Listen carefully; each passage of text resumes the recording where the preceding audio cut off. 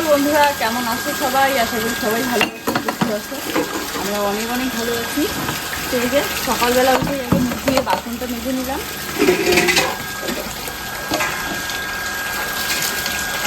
আর এটা নতুন একটা সিস্টেম করলাম, পাইপটা কলের ভিতরে ঢুকিয়ে রাখলে না বারবার বের হয়ে যায়।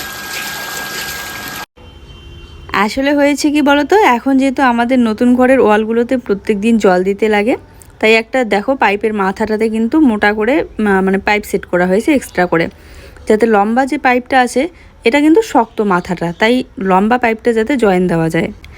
আর মোটরের মুখ থেকে যাতে পাইপটা খুলতে না হয়, তো এই জন্য এই মোটা মানে শক্তটা লাগানো হয়েছে। তো এই জন্য কলের মুখটাতে ডুবিয়ে দিলে পরে খুব অসুবিধা হয় কলটা চাপ দিতে, তাই এভাবে খুলে নিচে পড়ে থাকে। তো আমি ভাবলাম এরকম একটা সিস্টেম করে বেঁধে রাখি, তাহলে বারবার ওই নিচ থেকে তুলে জল নিতে হবে না। তবে যাক, এরকম করে কিন্তু বেশ কাজ করতে সুবিধাই হচ্ছে। এদিকে জুইসোনা ঘুম থেকে উঠে পড়েছে, উঠেই কলের পাড়ে বাসনের আওয়াজ শুনে চলে এসেছে। তো দেখো সকাল সকাল এক গামলা বাসন মেজে নিলাম। বাসনটা মাজা থাকলে অনেকটা কাজ কমে যায়। গত 2 দিনের তুলনায় আজকের রোদটা কোনো অংশেই কম না, আজকে কিন্তু মারাত্মক রোদ পড়েছে। আর এই এত রোদে সকাল সকাল বাসন মাজার কাজটা করে নিলাম, কারণ কলের পাড়ে খুব রোদ পড়ে একটু পরেই। তো এই যে আমার মেয়ে পিছন পিছন ঘুরছে, ওকে ব্রাশটা করিয়ে দিলাম। একা ব্রাশ করতে পারে কিন্তু ভালো হয় না। আর তারপরে ঘর বারান্দাগুলো এই তো একটু ঝাড়ু দিয়ে নিচ্ছি। আর এই যে খাটিয়ার উপরে দেখতেই পাচ্ছ কতগুলো জামা কাপড়, এগুলো গুছিয়ে রাখতে হবে। আর কালকে সন্ধ্যার দিকে নিয়ে এসে ওরকম করেই রেখে দিয়েছিলাম। এদিকে আবার দরজার পর্দা দুটো এতটা নোংরা হয়েছে, ভাবলাম আজকে ধুয়ে দেবো না, একবারে মানে আগামীকালকে ধুয়ে দেবো। কারণ আজকে যেহেতু ভাবছি ঘর মোছামুছি করব, তো একদিনে এত কিছু করব না। তার উপরে সমস্ত কাজ সেরে আমাকে আবার রান্না করতে হবে, তো এই জন্য আজকে থাক। ও যেটা বকবক করছিলাম, এই যে বরবটি গাছটা তুলে দিলাম, এখানে একটাই গাছ ছিল, বাকিগুলো তো নষ্ট হয়ে গিয়েছে। তার মধ্যে পিছনের মনে হয় একটা আছে বাড়ির পিছনের দিকে, কিন্তু এখন আর হয় না, পাতাগুলো শুকিয়ে একদম কাঠ হয়ে যাচ্ছে, তাই তুলেই দিলাম। না হলে ওটার জন্য আবার ওখানে যে গাছটা উঠতেছে বেগুন গাছটা, সেটাও উঠতে পারছে না। ঠান্ডার দিনেও কুড়ে ঘরে অসুবিধা, আবার গরমের দিনেও তো মানে ছাপড়া ঘরের গরম জানোই, যারা যারা এই ছাপড়া ঘরে থাকো তারা জানোই যে কেমন পরিমাণে গরম পড়ে। বিশেষ করে চালের উপরে যদি একটাও গাছ না থাকে। সুপারি গাছ আছে কয়েকটা, কিন্তু সুপারি গাছের পাতাগুলো ছায়া পড়ে ওই সাইডে গিয়ে, একদম আরও পিছনের দিকে। আচ্ছা বলি, কেমন গরম! ধান সেদ্ধ করলে যেমন একটা ভাব ওঠে না ধোয়ার, সেরকম একটা মানে গরম ভাব। সকাল এই যে সবে রান্নাঘরে ঢুকলাম, আর রান্নাঘরটা একটু মানে প্লেন শিটগুলো মুছে নিলাম। আর আজকে ভাবছি যে রান্নাঘরটাও মেঝেটা মুছে নেব, খুব নোংরা হয়েছে। তারপরে কারেন্ট আজকে সকালবেলা থেকে অনেকবার যাচ্ছে আর আসছে, খুব ডিস্টার্ব লাগিয়েছে। এমনি পড়েছে গরম, তার মধ্যে কারেন্ট যাচ্ছে। ফ্যানটা দাও না। চলো, রাতের দুধ আছে, দুধটা জাল দিয়ে নেই। আর ওই যে দোকান থেকে নিয়ে আসলো চানাচুর। বানাই এই যে কারেন্ট আসলো সবে।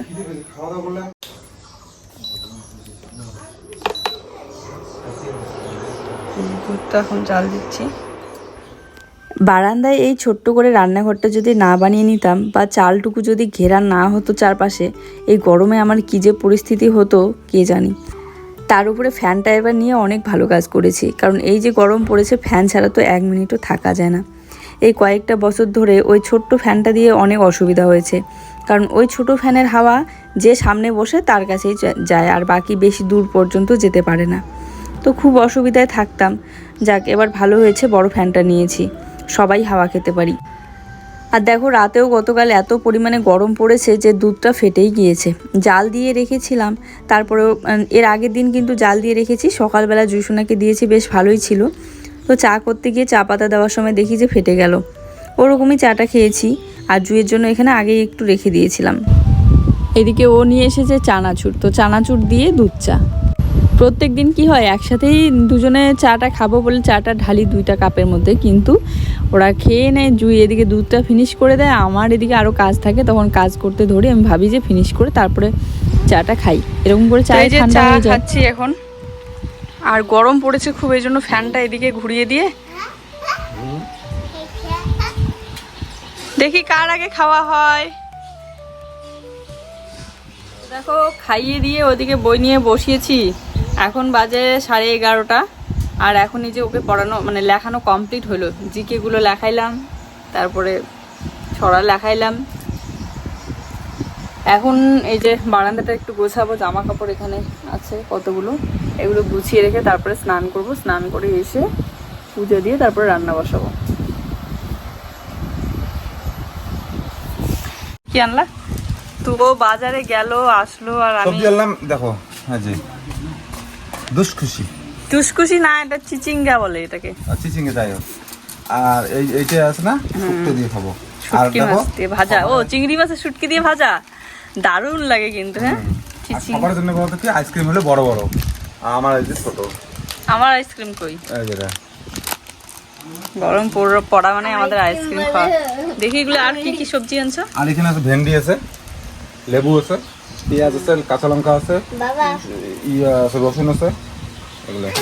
আর এখানে আছে জানো বাবা তো আইসক্রিম খায় না, তার জন্য ছোট্ট আইসক্রিম আনছে। এত গরম লাগছে তোর, তোকে মাথায় জল দিয়ে দিছি যে। ওর নাকি এত গরম লেগেছে মাথার মধ্যে জল দিল। আর এখানে ওগুলা সাবান, সার্ফ আর লাক্স। চিচিঙ্গা দুইটা নিয়ে এসছো। কেমন আইসক্রিমটা? হ্যাঁ হ্যাঁ, তোমরা ঠিকই নামটা শুনতে পেলে। আমরা বলি যে দুষ্কুশি, এই জন্য ও বলছে যে দুষ্কুশি।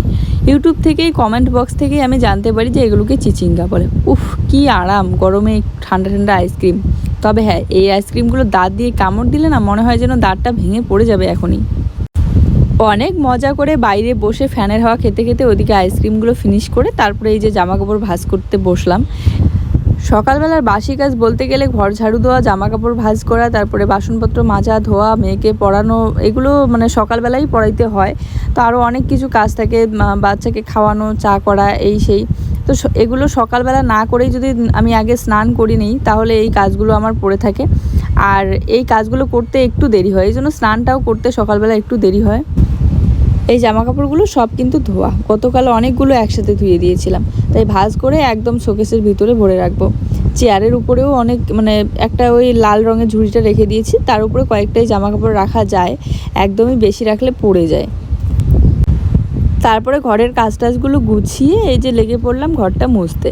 হালকা একটু মাটি নিয়েছি আর হাত দিয়ে আগে মাটিটাকে যে জায়গাগুলো গর্ত হয়েছে বন্ধ করে দিয়ে এই যে মুছে নিচ্ছি। কাঁচা মাটির ঘর মোছা কোছা থাকলে সুন্দরই লাগে দেখতে, কিন্তু বেশিক্ষণ পর্যন্ত থাকে না। এই যে মুছলাম, একটু পরেই দেখবো বিকেলবেলা না সন্ধ্যাবেলার দিকে কেঁচো মাটি তুলেছে, আবার সেই আগের মতো অবস্থা। থাকার ঘরটাই অনেক দিন ধরে সিমেন্ট দিয়ে মুছতে মুছতে এখন আর কেঁচো মাটি তুলতে পারে না, কারণ এতটাই শক্ত হয়েছে যে এখন যদি আমি কোদাল দিয়ে ভাঙার চেষ্টাও করি তাও এত সহজে ভাঙবে না। আর আজকে যেহেতু রবিবার, স্কুল ছুটি, তো বাচ্চা তো বাড়িতেই আছে। আর এই গরমের মধ্যে এই রোদে ছোটাছুটি করে বেরোচ্ছে, তাই ওইদিকেও একটু দেখতে লাগে। ডাকছি বারবার একটু পরপর যে কোথাও যাস না, কারণ এতটা রোদ পড়েছে সকালবেলাতেই যে রোদে একটু থাকলেই পিঠ পুড়ে যাওয়ার মতো। আর এরকম বেশি একটা রোদে থাকলে পরে মাথা ব্যথা হয় খুব।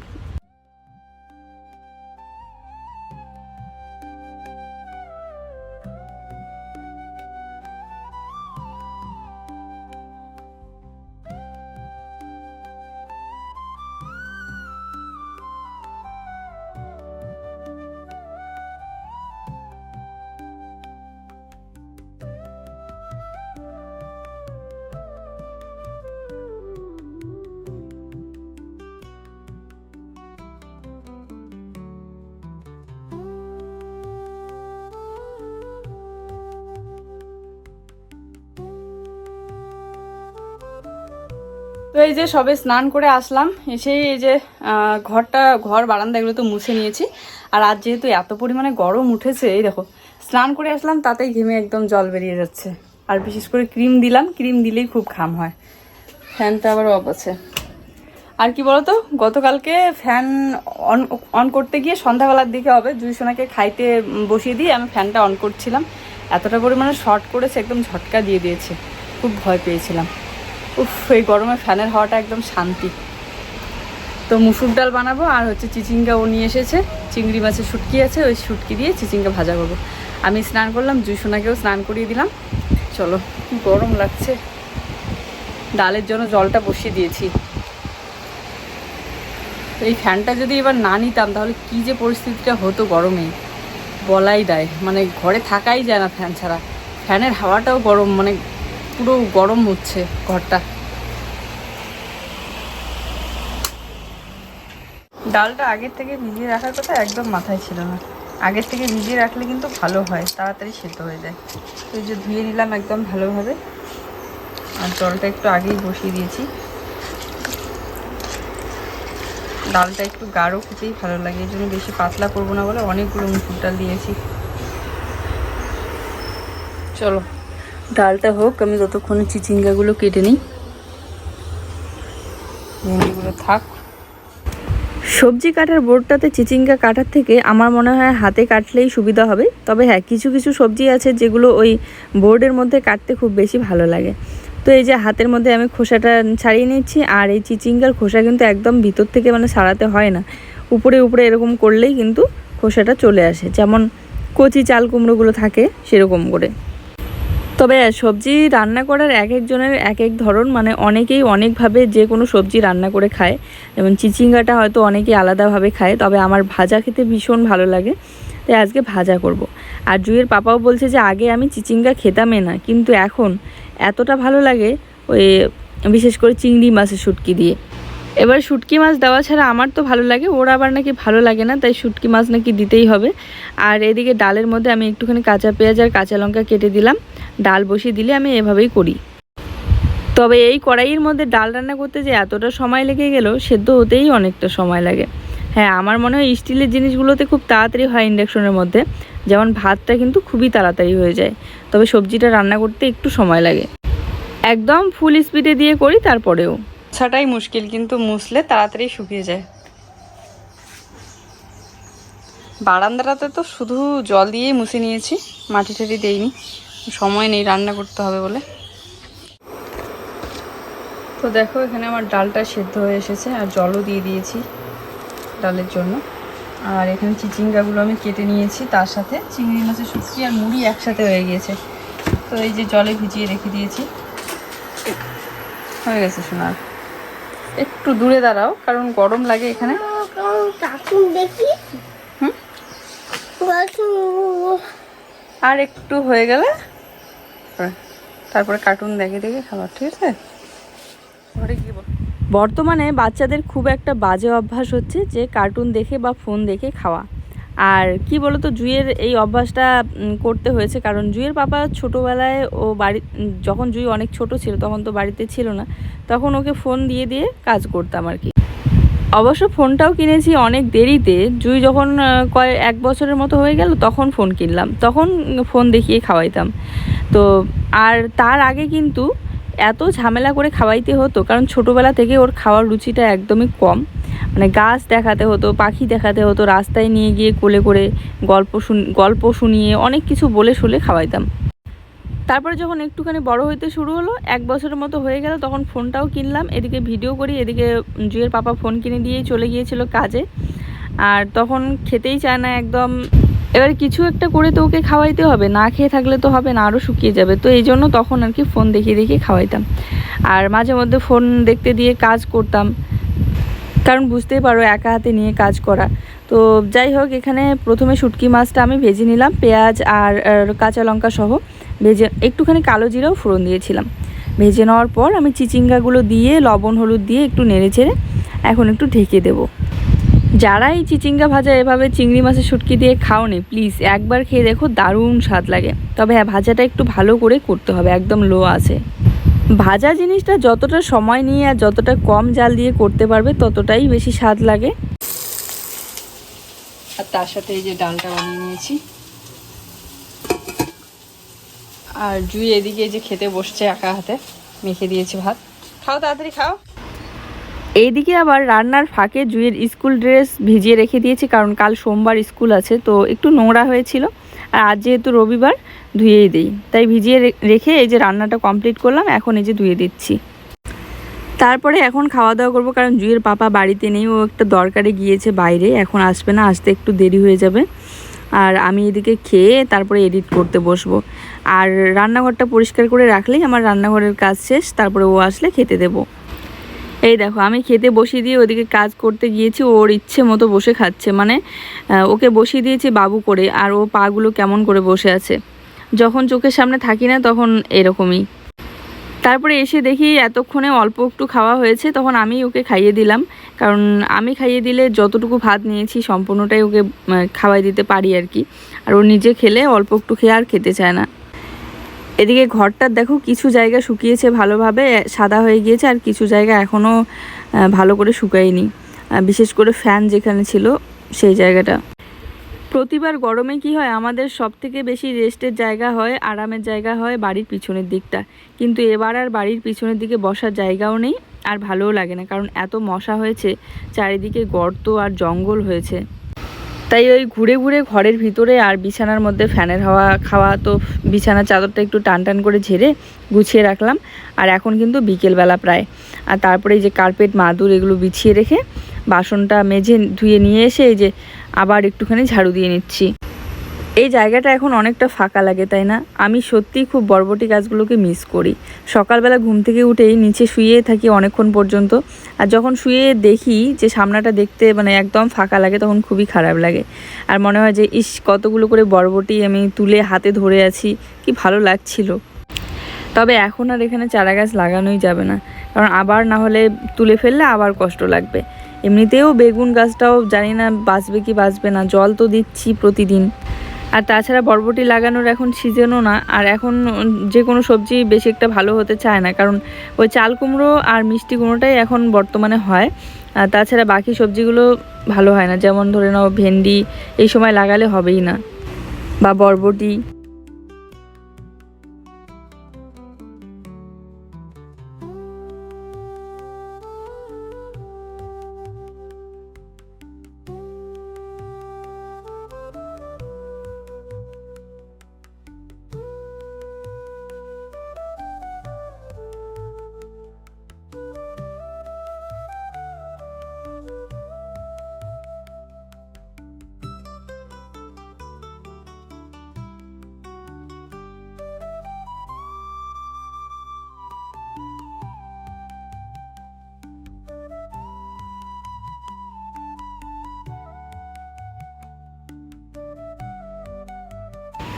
ঘর দৌড় একদম ঝাড়ু দিয়ে পরিষ্কার পরিচ্ছন্ন করে পরিপাটি করে গুছিয়ে রেখে গিয়েছিলাম একটু সামনের দিকে।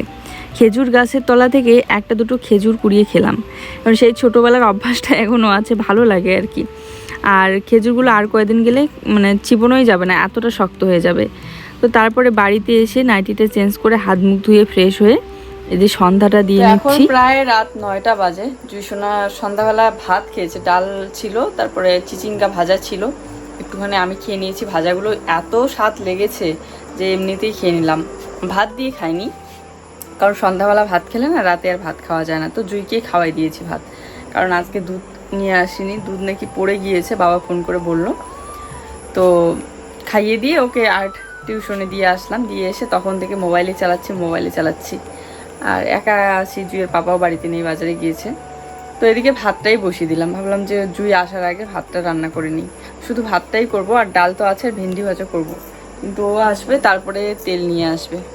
কোন এই যে ভাতটা বসিয়ে দিলাম, হচ্ছে।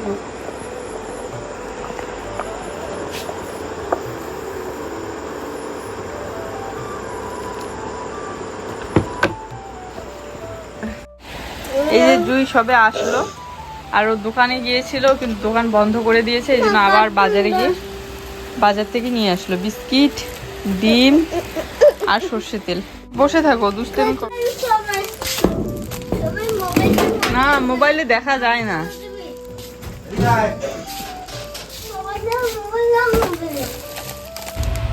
জুয়ের পাপা বলছে যে ওর ডিম খাবে না, কারণ অমলেট করব, আর ও সেদ্ধ করে ভেজে দিলে আবার খায়, কিন্তু সেদ্ধ করতে চাইলাম, বলছে থাক, করতে হবে না, ডাল আছে দুপুরবেলাকার, ভেন্ডি ভাজাই করো।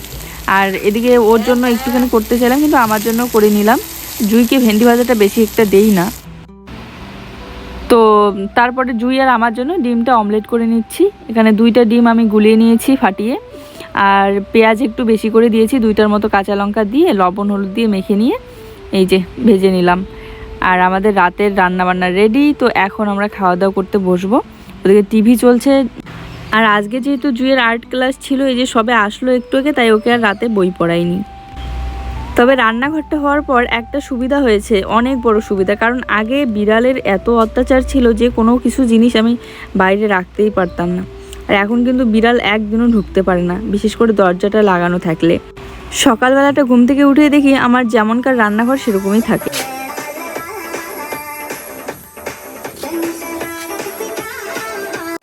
তো চলো আজকের ভিডিওটা এই পর্যন্তই। সবাই ভালো থেকো, সুস্থ থেকো, দেখা হচ্ছে নতুন ভিডিওর সাথে।